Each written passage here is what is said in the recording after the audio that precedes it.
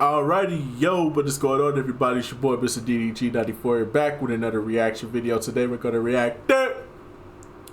I changed my mind on this debate. Without further ado, let's get right into it.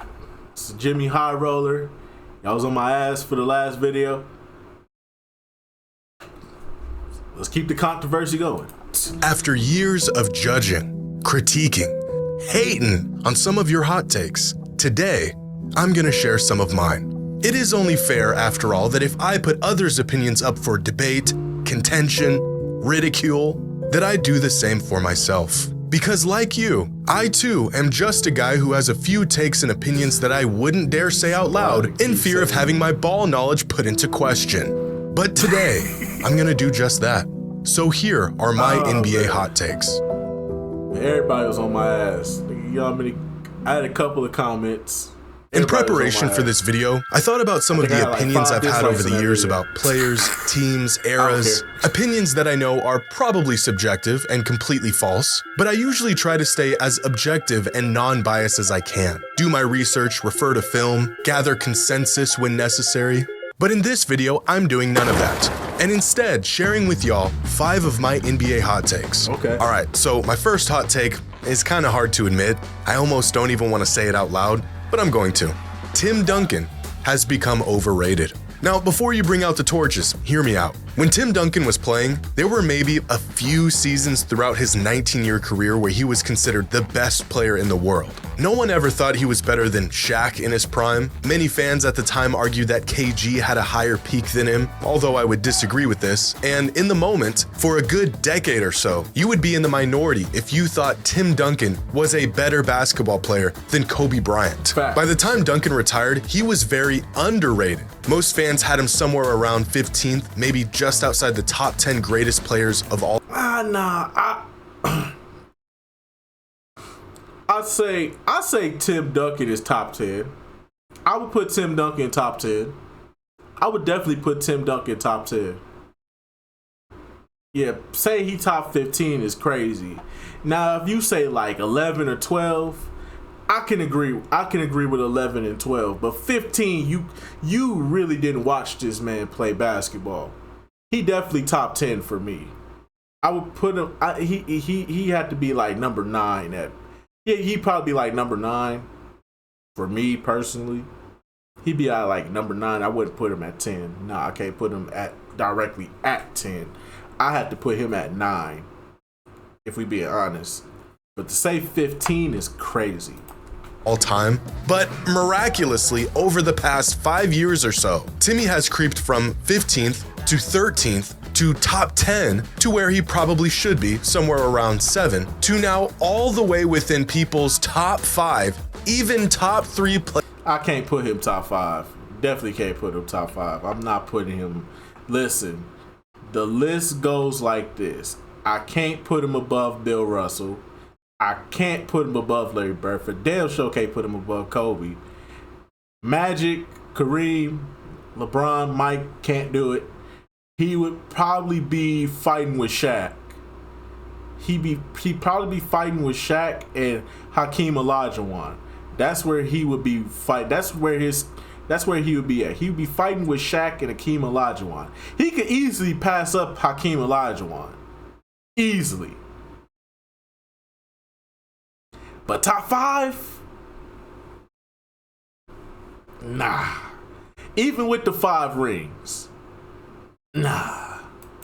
Players ever. And this isn't just a small community of Tim Duncan advocates pushing this propaganda. I'm seeing Duncan floating anywhere from top 5 to top 3 all time for a lot of fans these days. Even people claiming he may just be the greatest basketball player of all time. Who said that? Guys, Tim Duncan was incredible, the best power forward of all time. He is not one of the 5 greatest players ever, let alone the GOAT.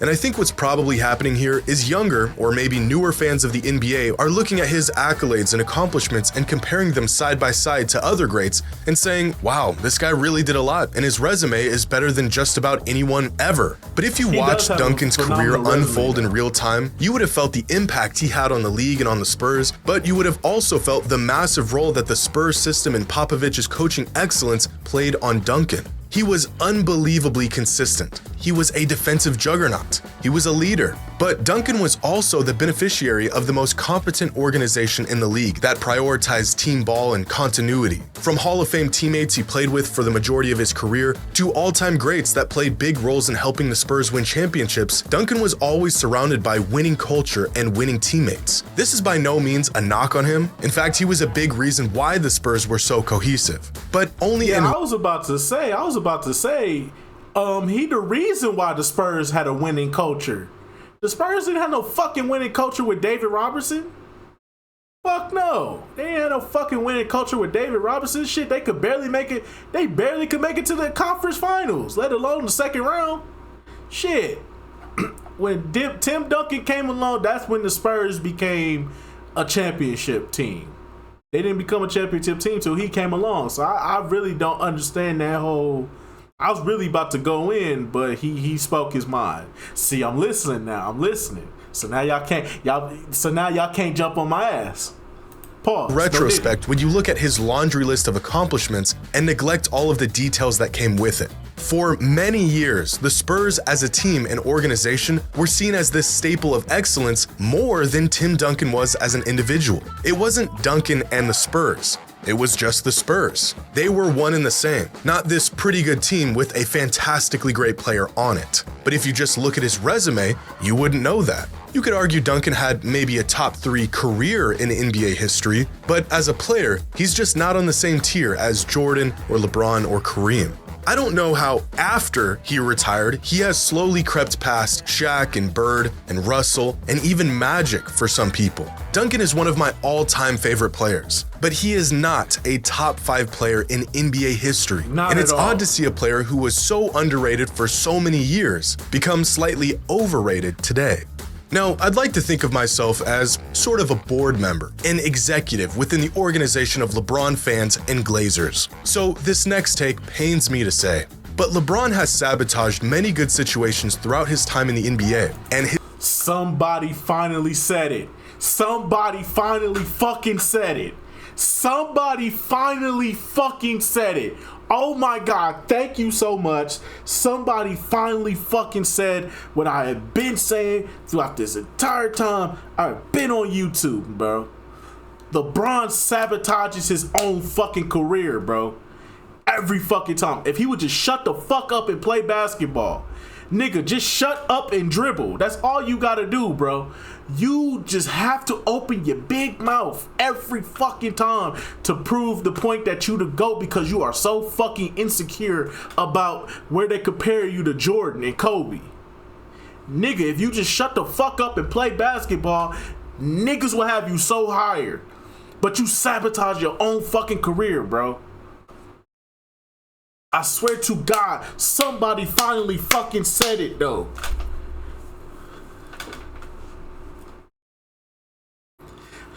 When Amir, when I say shut up and dribble, I mean, bruh, just go out there and play basketball and stop trying to cater to the crowd. That's really what I'm trying to say. You know what I mean, Amir. Bro, LeBron sabotages his own fucking career every time he opens his fucking mouth. Every time Rich Paul says something, it ruins it just dwindles his GOAT debate, bro. It just dwindles him down, bro. I swear to God, bro. LeBron has always been in my top 5. I've always put him in the top 5. I said if he wins one more ring, he's definitely top 3 for sure. I don't know if I could put him above Kareem just yet. He's there, but he's not there. Yeah, you passed up Kareem in points, but Kareem still got the rings. You got to win at least one more ring. You can't just do it in points. I'm sorry. But, bro, if LeBron would just shut the fuck up and just let his career play out, bro, he would not have. He is his own worst enemy, bro. It's not Skip Bayless. It's not the Dick Riders. It's himself, bro. Somebody finally fucking said it. That's my biggest issue with LeBron. LeBron is a great player. People think I hate LeBron. No, LeBron is a great player. I just hate his personality, bro. His personality is what pisses me off. And that's why I can't put him above Jordan or Iverson, but that's another story for another day. Y'all ain't ready for that debate, though. Y'all ain't ready for that Iverson debate, though. Y'all ain't ready for that. His career as a whole has suffered because of it. We all know that LeBron has been held back by some bad front offices, selfish teammates, terrible roster constructions, but what doesn't get talked about enough is how he has gone out of his way to try to make good situations better and has inadvertently ended up just ruining things for himself in the process. Like in 2014, when he decided to sign with the Cavs instead of staying with the Heat. Why did he do that? Well, we all know why. The Heat were getting old, Wade was past his prime, and the Cavaliers had the cap space and a budding young star in Kyrie Irving to help reel Bron back to Cleveland. This decision eventually led to a championship, but what if he just stayed with the Heat? With Pat Riley and Spoelstra, where there's culture and accountability, I imagine his career would have played out even better considering where the Heat are today. Or what about when the Cavs went to back-to-back finals in 2016 and 2017, but since LeBron didn't feel they had enough to win it all, he orchestrated an entire implosion of their roster, which ended up being vastly worse, and then just left them again once things were beyond repair. Or most recently, when the Lakers won a championship in 2020, and instead of reloading with the same roster, the Lakers returned with a whole new team just 2 seasons later. These decisions do not happen without LeBron's okay. Throughout his career, he has been so quick to want more, want something better, and he can't wait around for it to happen organically, so he tries to force these things to happen. And when it doesn't work out,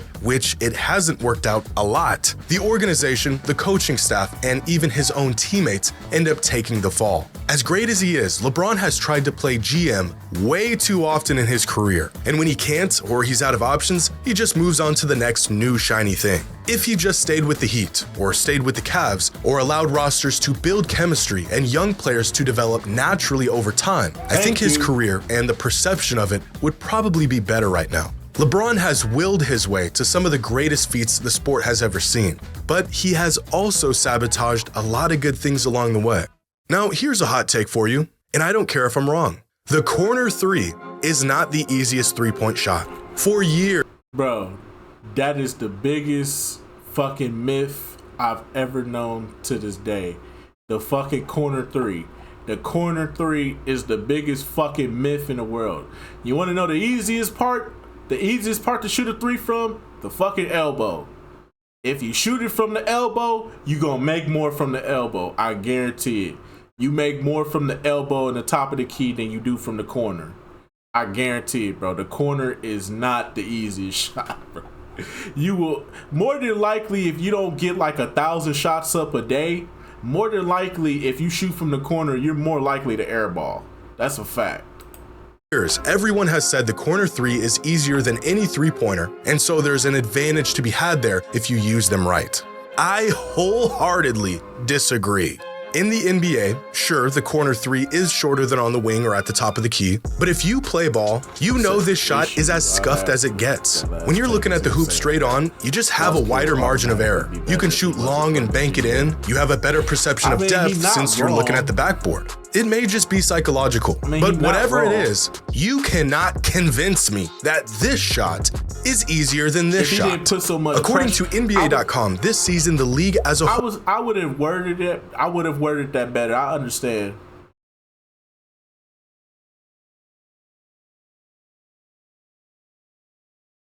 But here's the thing, Amir. I think that he should have worded that better. He should have been like, if LeBron didn't put the pressure on franchises. If LeBron didn't put the pressure on franchises to make moves when they didn't need to make moves, I think his career could have panned out a lot better than what it has been.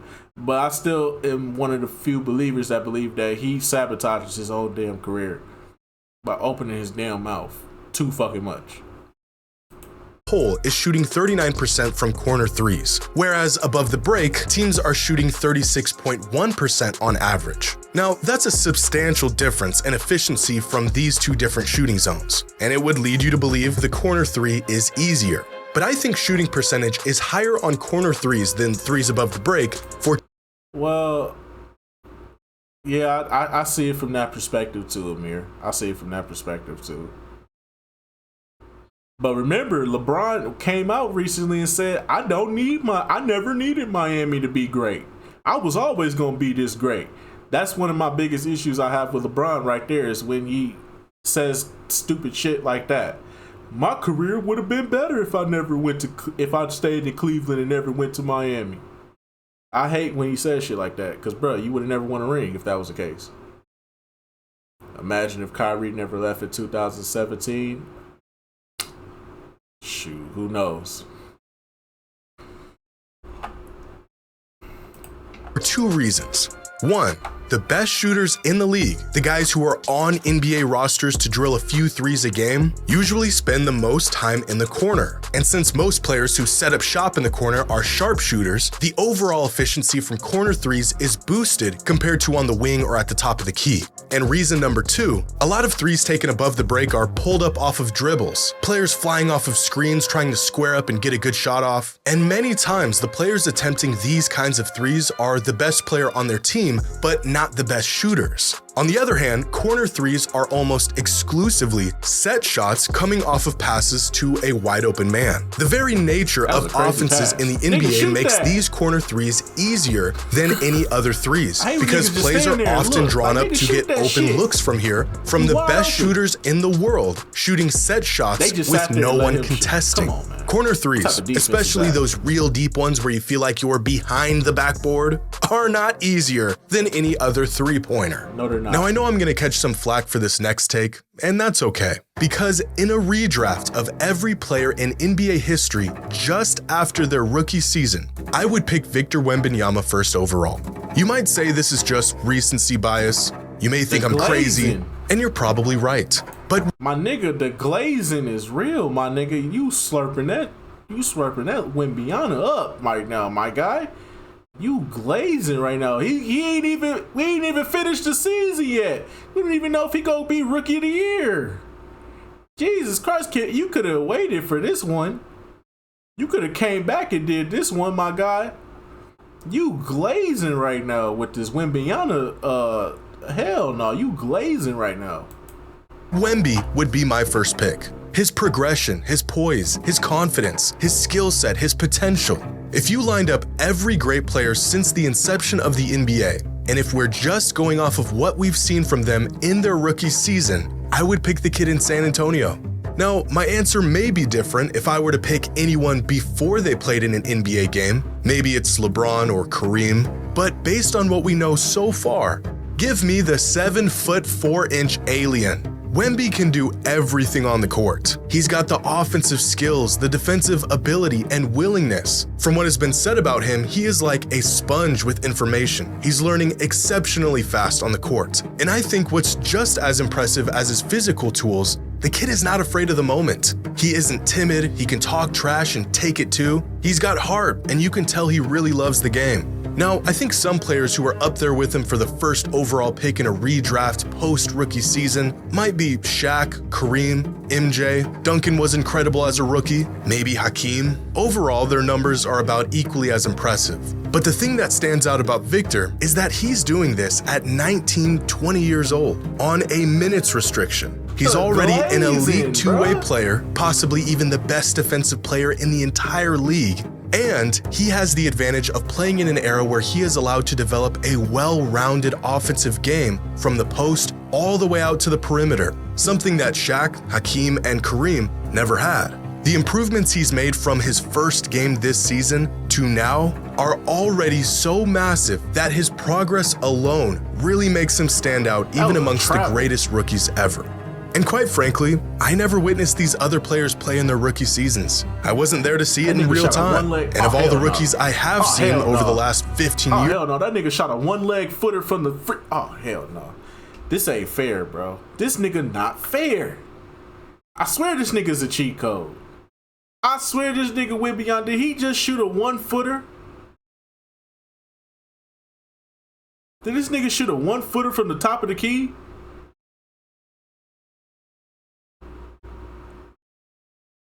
This nigga not fair, bro. It's not fair, bro. It's not fair.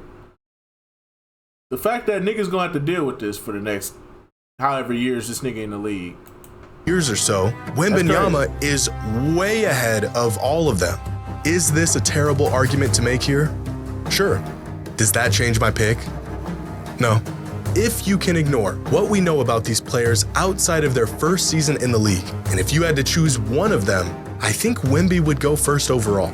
At least for me, he would. By the time these other players came into the league, they were already relatively polished. Jordan was still pretty raw, and LeBron was playing off of sheer athleticism. But Wemby is having one of the greatest rookie seasons ever, and just by watching him, you can tell he's still just learning how to play in the NBA. So not only is he already incredible, he's just barely scratching the surface of his potential. Now, can this take come back to bite me in the ass? It sure can, but I don't care.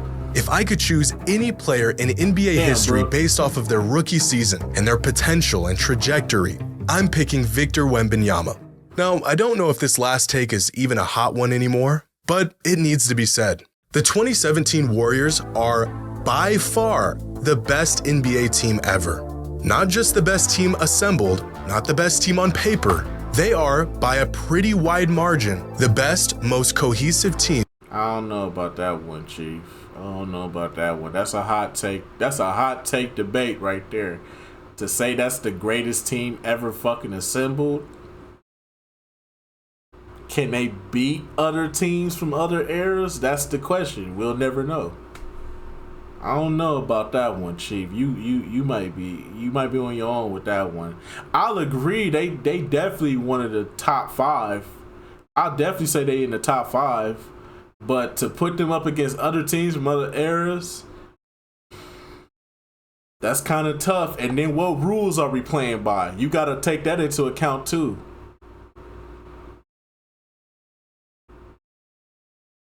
What era are we playing by? You said, what's your pick for greatest team ever? I can't really say. I can't really say who the best team is. But I know it's not the Warriors. I would say they in the top 5, but I don't know if I could say they the best team ever. And we got other teams from other eras. Now, if we talk about the best team of the 2010s, by far 2017 defeats all other teams. By far. But if we go back to the 2000s, the 90s, the 80s, 70s, 60s, well, we'll take the 60s up out of it. We'll take the 60s and the 70s up out of it. I don't think none of them teams going to fuck with any team for the 90s or the 80s. So, if we take the 80s, the 90s, the 2000s, and put them up against the Warriors, I say it like this. The best team of the 2000s was hands down the 01 Lakers.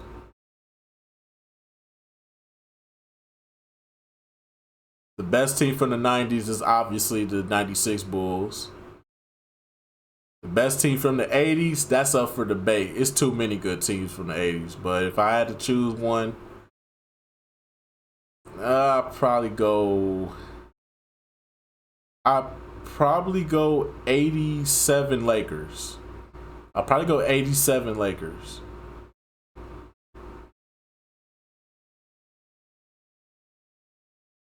And let's put all those teams up against each other.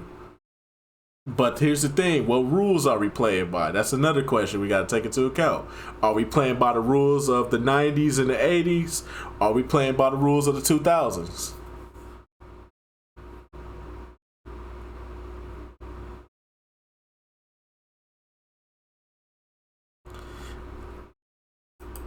In NBA history. Over the years, people will argue that the 96 Bulls were better, or the 2000 Lakers, or if they're really out of their mind, they'll say the 86 Celtics. But no, the 2017 Warriors would dog walk any team you put in front of them. They were so good that it pissed people off. They were so good that everyone unanimously agreed that it wasn't even fair. It's been long enough now that the painful hopelessness that this team inflicted upon NBA fans around the world has subsided. But I'm sure we can all still remember just how overwhelming this team was. They made really good teams look incompetent.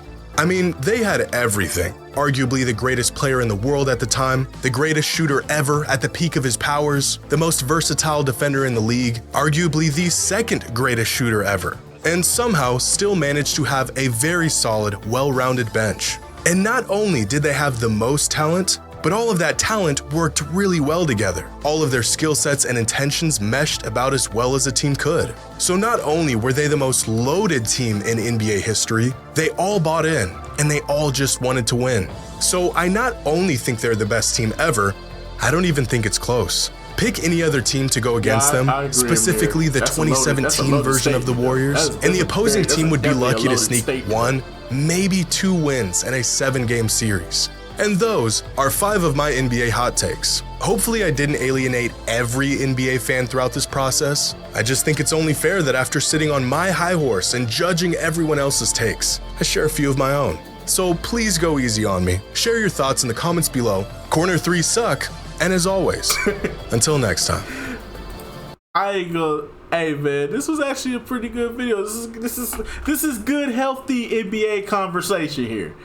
Instead of debating, we're done with the 90s. The 90s are trash. Instead of shitting on the 90s, let's just appreciate basketball, man. What happened to appreciating basketball? Why we gotta do all that bullshit? But this was healthy. This was a healthy basketball conversation here. I ain't got no problem with it, not at all. I don't have a problem with nothing I kind of take a little exception to the last statement and the Wembanyama statement, considering the fact that the season ain't even over yet. But I will say this though. Wembanyama should be Defensive Player of the Year. The fact that they won't let him be Defensive Player of the Year because he's a rookie is fucking egregious. The NBA needs to be the NBA needs to be get fucked up. That man Wembanyama is Defensive Player of the Year. It's not even close. They talking about giving it to Rudy Goofy Goober again. They finna give Rudy Goofy Goober, I believe, his 5th fucking Defensive Player of the Year. 5th, my nigga. Come on now, dawg. Come on, man. Man, this is some bullshit. Move this man.